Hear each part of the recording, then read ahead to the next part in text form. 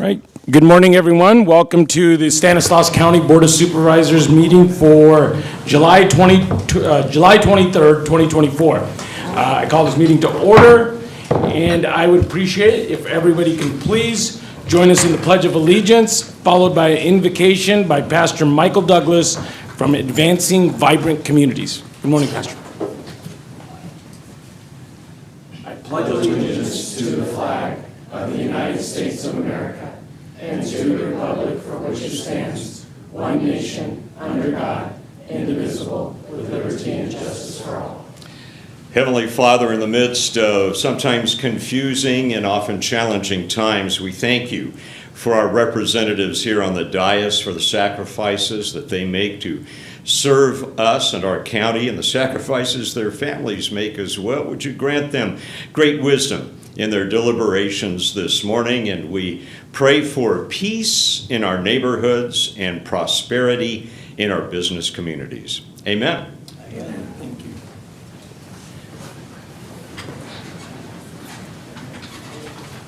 Thank you so much, Pastor. Right, next I have public comment. I have two public comment cards. First one from Mohammed Rashid.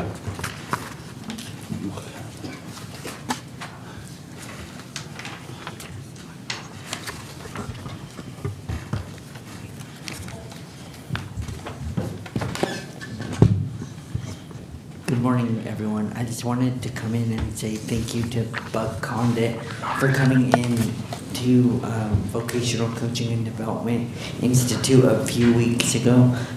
We really appreciated it, and we will be seeing the rest of the Board of Supervisors soon in the next couple of months. Thank you so much.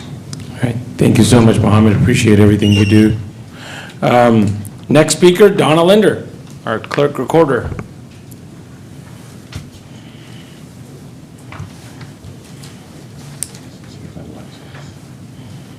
Good morning.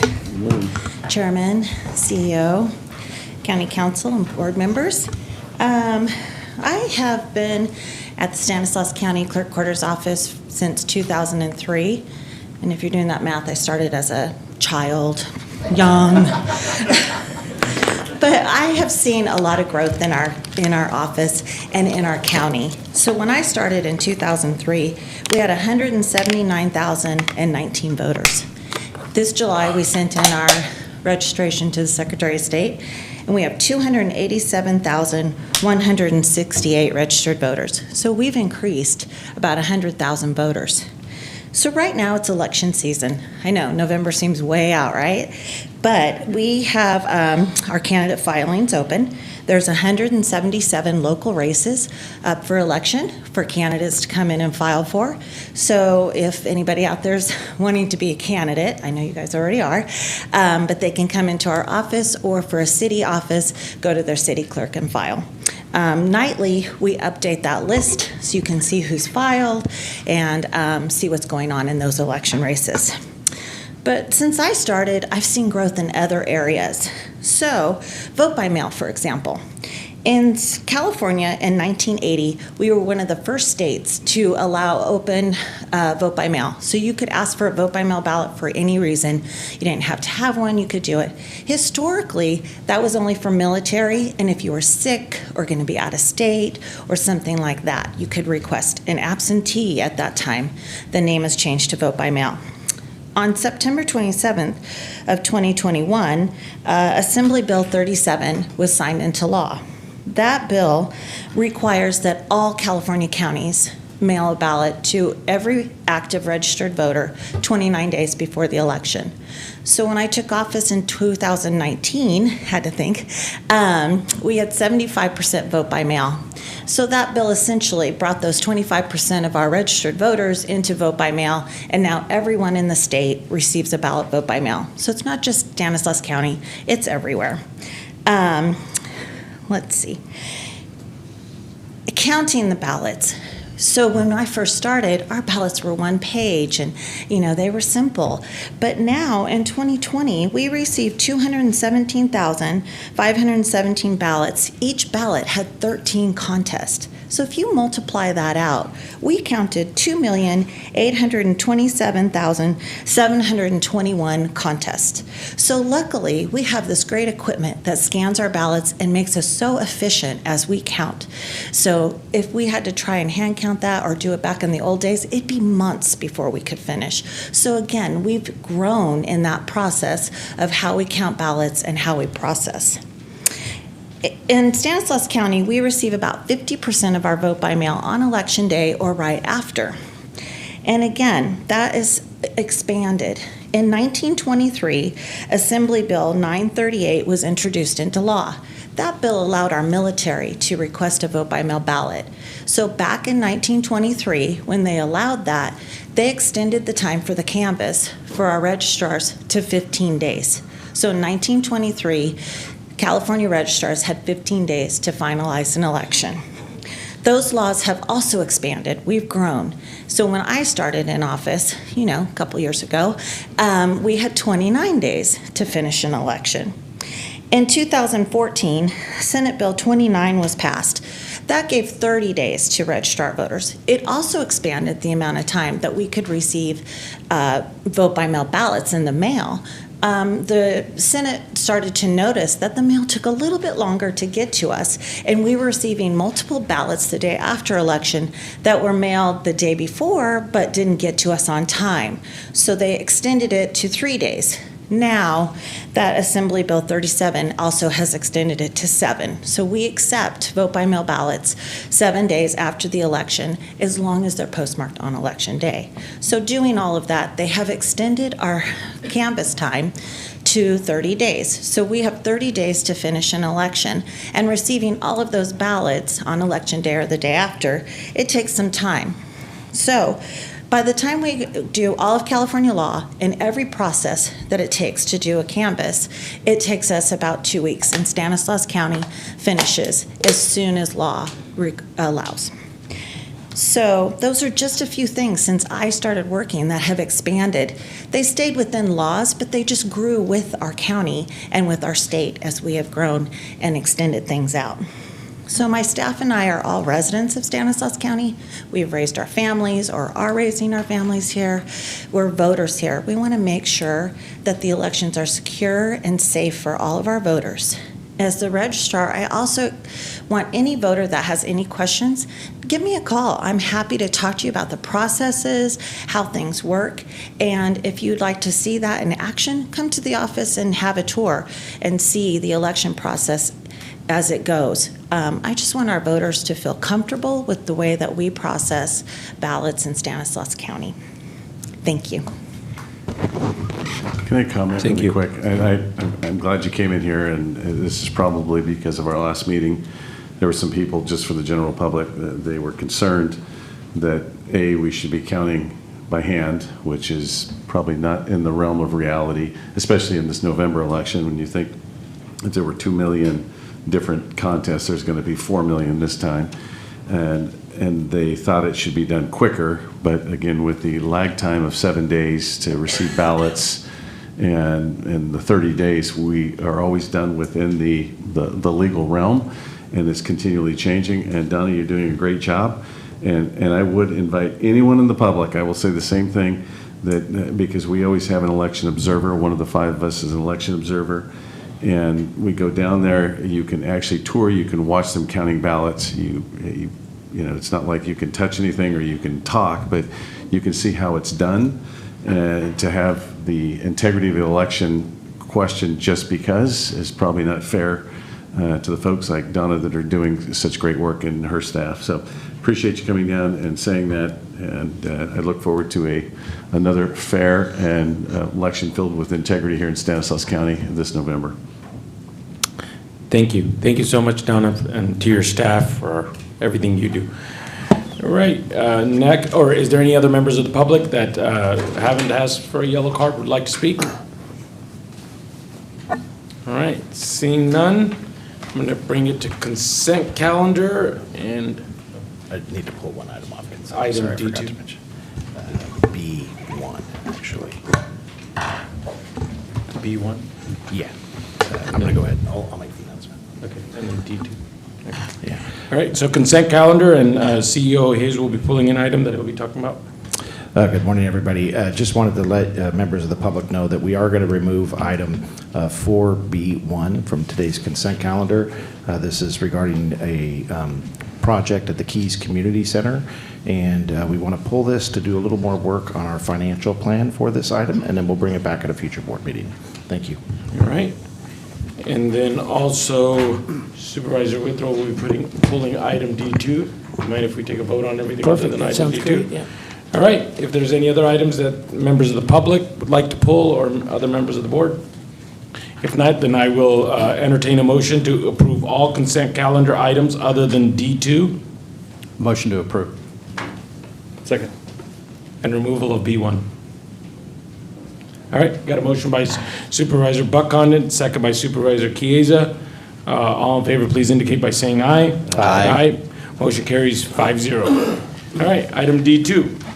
If we could, I just want us to do, Angela is going to do a quick presentation on it. There's an article in the paper about this. We received some emails. I just want to make sure that that we have this all very transparent and out in the public with what's going on here. So Angela, I appreciate you coming down here and just a quick presentation of what this is all about. Good morning, Chairman Grewal, members of the board, Mr. Hayes and Mr. Bowes. I'm Angela Freitas, the county's planning director. In August of 2007, the Board of Supervisors approved the Salida Community Planning Initiative, which designated land and zoned an area of roughly 3,300 acres. The area covered under the initiative is known as the amendment area to the Salida Community Plan, which is the area that's illustrated in the slide that's behind you. While the initiative established the land use and zoning designations, it deferred the environmental review under the California Environmental Quality Act. In May of 2023, Skinnell Properties LLC proposed a development project within the area comprising warehouse distribution centers, manufacturing facilities, and retail space. Due to the project's scale and impact, the county determined that a project environmental impact report was necessary.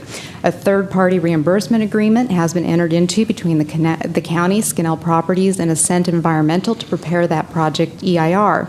In order to meet the intent of the initiative and to avoid piecemeal development in light of some of the initial work that's been performed by the consultant, it's been determined that a program level EIR along with infrastructure plans and a fee program need to be prepared for the entire Salida Community Plan area, not just the Skinnell property site. Given the overlapping technical assessment required for both EIR efforts and the ongoing work by the consultant, the county is opting for a non-competitive procurement approach to effectively manage cost and time.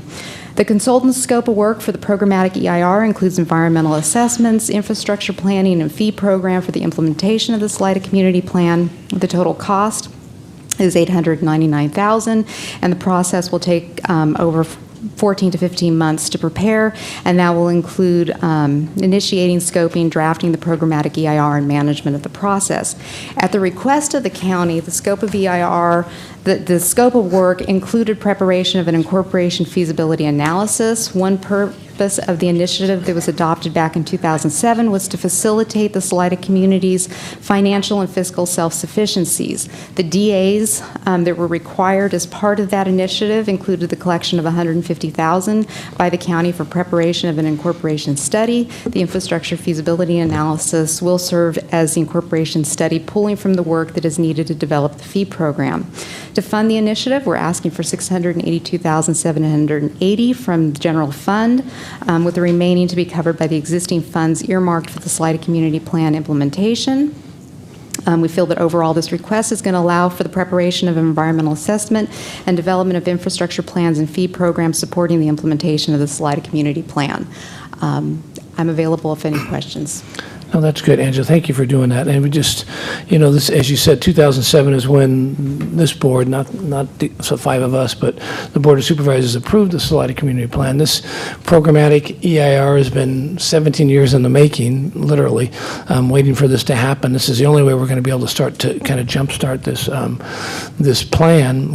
We can't do it without the programmatic EIR. This is consistent with what we discussed at this board, and this board actually did back in, I don't know how long, the Hammett Road project, a year ago, 2 years ago. Time flies when you're having fun up here.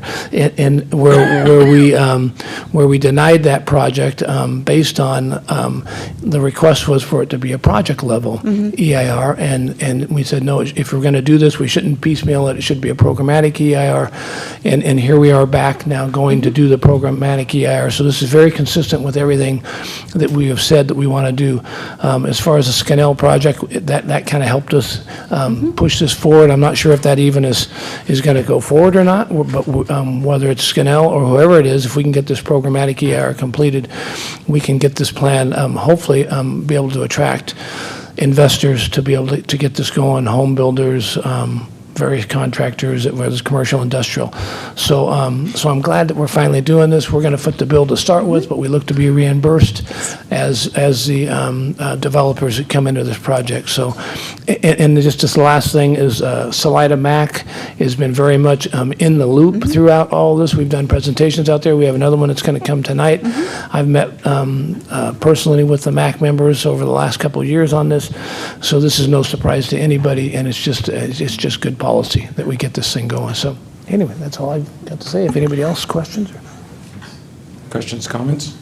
I'd like to just make a quick comment. I own property nearby this project, but I do want to support the EIR because I think it's much needed. In future votes, I will probably be recusing myself based on the county council's recommendation because of having adjacent property. But I want to vote on this item because I think the EIR is important and needed. So if there's no further questions, I'd entertain a motion on item. Go ahead.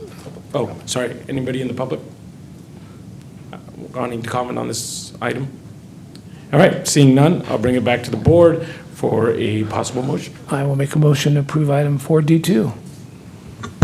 Second. All right, got a motion by Supervisor Withrow and a second by Supervisor Buck-Condit. All in favor, please indicate by saying aye. Aye. Aye. All right, thank you. I know we have the next item and we have Dave waiting, but I did want to invite up Beth DeYoung from the District Attorney's Office to tell a little bit about our guests in the audience today.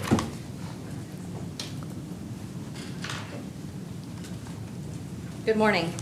My name's Beth DeYoung. I'm a Deputy District Attorney here in this county. Today I brought our summer intern program attendees. They range from high school, college, and law school.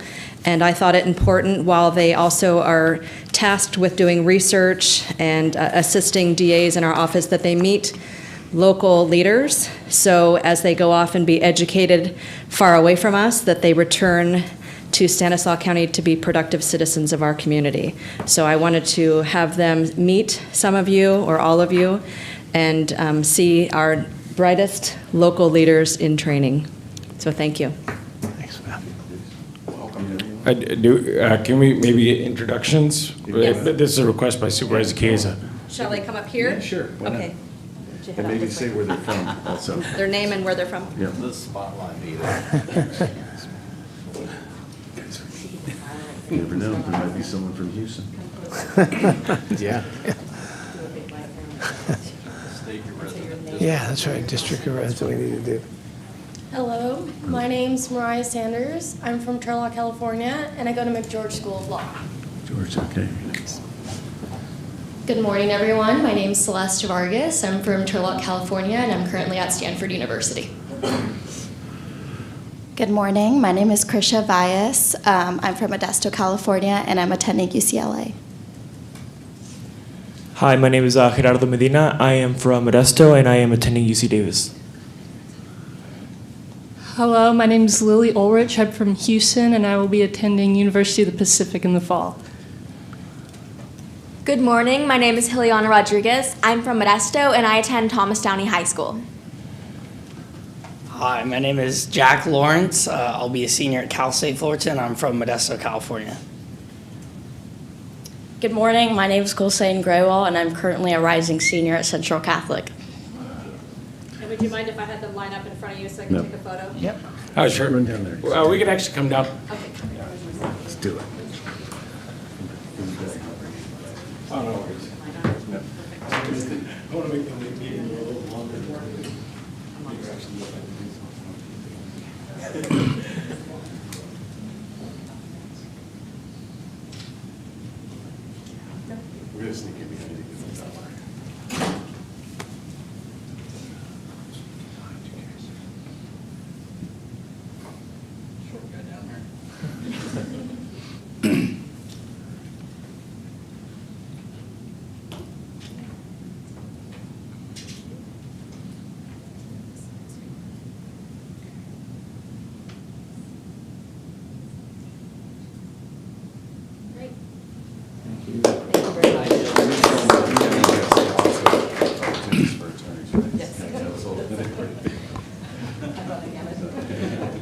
Beth? Yes.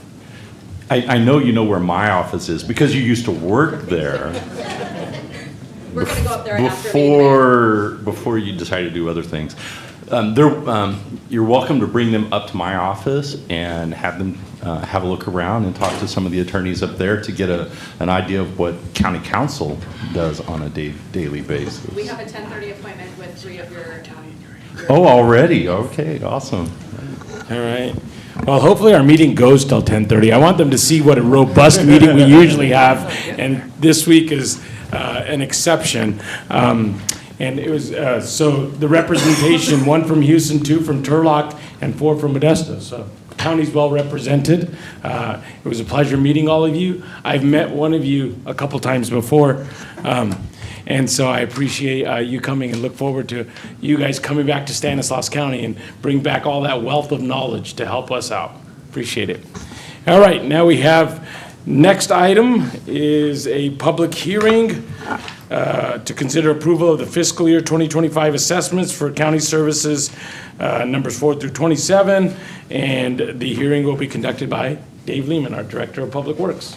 Thank you, Sheriff Guerrero. Good morning, Board of Supervisors, CEO Hayes, Council Bose. I'm Dave Lehman, Public Works Director, and with me this morning is Farah Al-Sharaida. She does the hard work, our staff services analyst. She's the one that actually does all this stuff, so I'm just the voice behind the public hearing. Voice. At any rate, we're here today to talk about the special districts, county service areas numbers 4 through 27, Del Rio Heights Landscape Assessment District, Landscape and Lighting Districts, Bret Harte, Bystrom, Howard McCracken, Laurel, Paradise South, Riverdale, Riverview. Our assessment methodology, CSAs number 16 through 27 have an approved methodology in place to annually adjust the assessment rate based on projected cost of services. This methodology was not implemented when CSA numbers 4 through 12 were established. Therefore, the assessment for these districts may not be increased without a Prop 218 vote of the respective property owners. Compared to last year, operations and maintenance costs largely increased due to increase in labor, materials, and equipment costs. During the last fiscal year, Public Works staff conducted an analysis to determine the appropriate increase to the assessment within the CSA and LAD. At the same time, services will be reduced until the deficit is recovered. We're not in a deficit, but it's just we're not collecting quite enough, so we have to reduce services until we can catch up. Historically, Public Works used the construction cost index history, which can be found in the engineering news record, to determine the increase in labor rates, cost of materials, and equipment rental charge. For budget year 24-25, Public Works recommends using the construction cost index of 3.1% for the period of June 22 through January 24, combined with a 3.5% cost of living adjustment for labor component to increase the assessments across the CSAs and align with the services provided to these CSAs. CSA number 16, 18, 19, 20, 21, 22, 23, 24, 25, 26, and 27, and Del Rio LAD will have an increased assessment rate of 6.6%. CSA number 4, Salida has a payback of the amount of $250,000 to be transferred to the Parks CSA number 10 fund balance. The repayment of this debt is spread over 4 years. The first payment of $62,500 was made during budget year 23, and the final payment is anticipated during budget year 27. The staff recommends find that the notice of public hearing was published in compliance with section 6066 of the Government Code, conduct this public hearing to receive comments, set the budget for 24-25 annual assessments as shown in the assessment schedule for the various county service areas, landscape assessment district, and landscape and lighting districts. Also, staff recommends making the engineer's reports a part of the record of this proceeding and authorize the auditor controller to add the annual assessments to the budget year 24-25 tax roll. And staff is available for questions. And we ask that anyone wishing to make a comment during the public hearing, please identify the name or number of the special district that you're commenting on. All right, thank you. Any members of the board with any questions? I just want to ask the Public Works Director, since we have future county attorneys here, community service area, how are they established? And what do you do for the people who you're raising their rates 3% or 6%? Most of the services are sweeping, cleaning storm drain systems, and all these are special benefits. These are all more than the general benefit that Public Works provides. So they're extra sweeps. We do not maintain storm drainage systems in general. That's a special benefit. And so we are going to bring to the board in August and September the first of the benefit assessment districts proposed for the new county areas that we're doing improvements on. And who sets up the community, the service areas? How are they set up? We go to the board for petition generally. If it's a developer, the developer can petition to set up a CSA, and or the community can do it. I think there's 3 ways to set up a CSA or benefit assessment district. By petition. So it's a benefit to the residents, an extra benefit to the residents who pay for it. Thank you. Any other questions by members of the board? Seeing none, out to the public. Any members of the public having questions on this item for Dave? All right, seeing none, I'm going to bring it back to the board, and if there's no further questions, I'd entertain a possible motion. Make a motion to accept the 5 staff recommendations. Second. All right, got a motion by Supervisor Chiesa, second by Supervisor Chance Condit. All in favor, please indicate by saying aye. Aye. All right. Thank you very much. Thank you so much, Dave. Appreciate it. No discussion items. Correspondence, acknowledge receipt of correspondence, refer as recommended on the agenda. And next, Board of Supervisor reports. Any Board of Supervisor reports from members of the board? No. Thanks to all of you for serving at the district attorney's office as interns. Thank you. All right, and then legislative fiscal and management report, we have Gavin Klein from Congressman John Duarte's office. Been a while, Gavin. We miss you. Well, it's great to see you all, Mr. Chairman, Vice Chair, members of the board, county staff, community. Thank you, Gavin Klein with Congressman Duarte's office. I just want to give a quick update to the Congressman, a piece of legislation as well as what he's been up to lately. Congressman Duarte is continuing to advocate for California's 13th congressional district in Washington, D.C., and one of those being our veterans. From talking to veterans throughout the valley, one of the parts that Congressman Duarte has found to be most challenging is of transitioning out of the military is the paperwork. Congressman Duarte has a bill, H.R. 8880, that he's leading, Simplifying Forms for Veteran Claims Act. And this bill will ensure that the veteran affairs forms are easier to understand. Many House Republicans and Democrats, the National Association of County Veteran Service Officers and Veterans of Foreign Wars do support this bill. And this bill is going to improve the process so that our veterans and their families receive the benefits that they earn in their military service, as well as the bill that Congressman Duarte is leading forward. Congressman Duarte had the honor of being the keynote speaker for the State of the City for Turlock last week. Great event. Congressman Duarte really emphasizes being in the district. If you're not in the district, you don't know what's going on. We were able to have 2 town halls last week in the city of Lathrop and the city of Chowchilla with great discussion from the constituents. And we're going to be continuing to have town halls throughout the month of August and throughout the rest of the year. So hopefully we're going to be getting down to Stanislaus here in the next couple of weeks. I look forward to inviting you all to those events and hope you guys can join us. And if there's ever any questions, always please feel to reach out to myself or our staff. Thank you all for your time. Thank you, Gavin. CEO Hayes. Okay, just a few items we'd like to comment on today. I want to recognize that our chairman, Graywall, did sign a letter of support for San Joaquin County Rail Commission's Cycle 7 Transit and Intercity Rail Capital Program application. That was directly aligned with our legislative platform, so we were happy to support that application. Also want to recognize that the state has announced the availability of up to $3.3 billion in competitive grant funding for Proposition 1, which will expand our behavioral health continuum and provide appropriate care for individuals particularly around housing. So that word is out there, and lots of cities, counties, and nonprofits lining up to see how we can best utilize those types of funds. I want to also recognize that Governor Newsom did announce approval and signature of multiple bills that have passed through the most recent legislative session. I want to recognize two of those bills from Stanislaus County Representatives, AB 1796 by Assemblymember Juan Alanis regarding notifications to parents on certain school opportunities, and AB 3105 by Assemblymember Heath Flora, which deals with the applicability of certain state rules regarding faculty at private institutions of higher education. And then my last comment that I want to make is just a recognition of the Kids Connect event that was coordinated by the Department of Child Support Services on Friday evening. I did have the fortune to attend that event, and it has become the premier county resource effort in the community. People come from throughout the county to this particular event. There are just a plethora of local agencies as well as county departments that are represented there. But the most important component of it is a volunteer backpack giveaway for kids in the community. This year they had 1,200 backpacks. Almost all of them, as I understand, were just from private donations. Many of these are employees. I had the fortune to spend some time talking with sheriff personnel who had received donations from multiple associations throughout the sheriff's department. They were actually there handing out backpacks as well. And there were kids who had lined up for this event. It started at 4 p.m., and I think all of you know it was well over 100 degrees on Friday afternoon. They lined up starting at 1:30 in the afternoon to receive their free backpacks.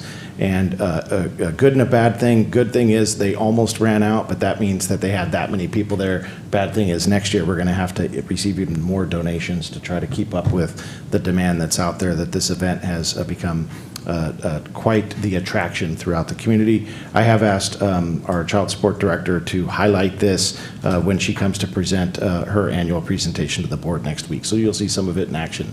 But wanted you to be aware of the success of that event just this last Friday. That concludes my presentation. All right, thank you so much.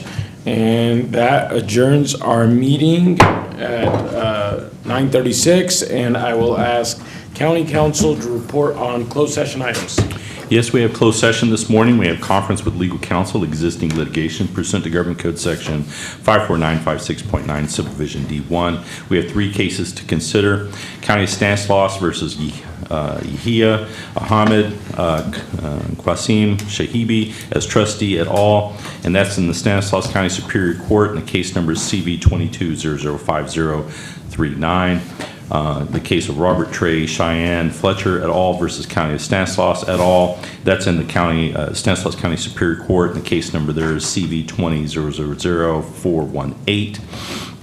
Third case is Ryan Lima Jr. et al. Versus County of Stanislaus et al. That's in the Stanislaus County Superior Court, and the case number is CV 2000378. The second item for in closed session is a conference with labor negotiator pursuant to Government Code Section 54957.6. The board will meet with the agency negotiators, Jody Hayes, Ryan Leop, and Jonah Navarro, and they will discuss the labor organizations, California Nurses Association, and Stanislaus County Deputy Probation Officers Association. With that, it'd be appropriate for public comment. Any public comment? All right, we'll be adjourning to closed session. Thank you so much. Appreciate it. Appreciate everybody in attendance. Have a good rest of the day. Usually we don't get off.